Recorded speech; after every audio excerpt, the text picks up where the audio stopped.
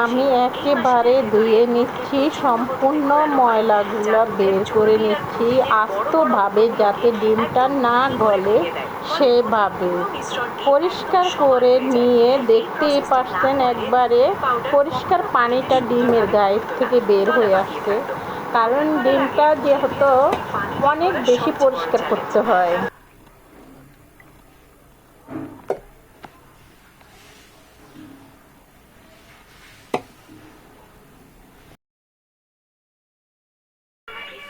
একটু হলুদ আর একটু লবণ দিয়ে ডিমটাকে একটু মাখিয়ে নিচ্ছি।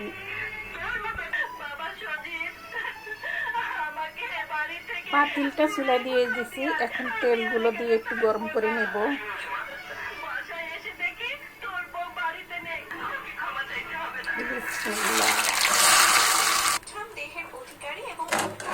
ভালো করে উল্টে দিচ্ছি। দেখুন ডিমটা এভাবে, মোবাইলে কালারটা কেমন জানি সাদা সাদা আসতেছে, কিন্তু এখানে খুবই একটা সুন্দর কালার আসতেছে। ডিমগুলো এখন এক এক করে উঠিয়ে নেব।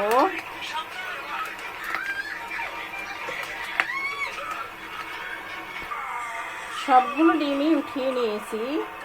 এখন আবার তেল দিয়ে দিব। ডিমে, এই মাছের ডিমে একটু তেলটা বেশি লাগে, আমি তেল একটু কম খাই, এখন এই ডিমটার জন্য তেলটা একটু বেশিই লাগতেছে। পেঁয়াজটাকে ভালো করে ভাজবো, পেঁয়াজ দিয়ে দিয়েছি ভাজার জন্য। আমার মাছের ডিম প্রায় 1 কেজির বেশি, আমি এখানে 250 গ্রামের মতো পেঁয়াজ নিয়েছি, বাজলে পেঁয়াজটা আরও কমে যাবে। সম্পূর্ণ এই যে মাছের ডিমটা। একটা কথা সত্যি বলছি কি, মহিলারা যতই বড় ফ্যামিলির মেয়ে হোক না কেন, রান্না জানতে হবে। রান্না যদি না জানেন, ফ্যামিলির লোকের ভালোবাসা পাবেন না। সেটা হোক না শ্বশুরবাড়ির লোকজন, নিজেদের। কারণ আপনার স্বামী তো আরও সব থেকে বড় জিনিস, কারণ স্বামীকে আপনি খুশি করতে পারেন শুধুমাত্র আপনার হাতের রান্না খাওয়াই। একটু কালি জিরা দিয়েছি। এখানে আমি আদা বাটা, রসুন বাটা, মরিচ, হলুদ একসঙ্গে লবণ দিয়ে একটু পানি দিয়ে প্রায় 10 মিনিটের মতো ভিজিয়ে রেখেছি। এভাবে মশলাটা অনেক মজা হয়, তার জন্যে। পেঁয়াজটাকে একটু লালচা করলাম, পুরা লাল করব না। এখন দিয়ে দিব পানি দিয়ে ভিজিয়ে রাখা মাখানো মশলাগুলো। ভালো করে একটু নাড়বো। এখন ঢাকনা দিয়ে ঢেকে রাখবো 2 মিনিট।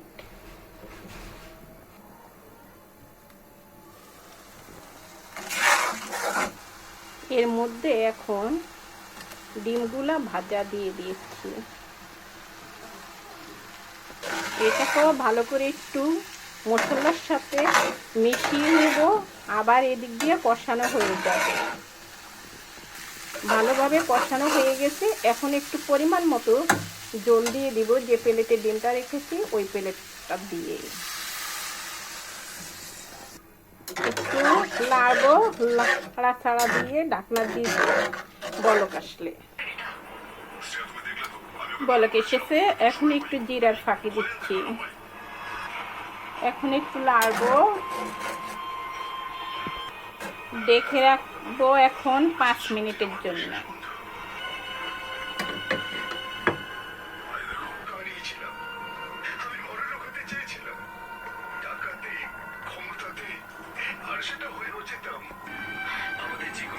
এখন চুলার জালটা বন্ধ করে দিব। এ পর্যায়ে একবারে পানিটা মাখা মাখা হয়ে যাবে ঝোলটা।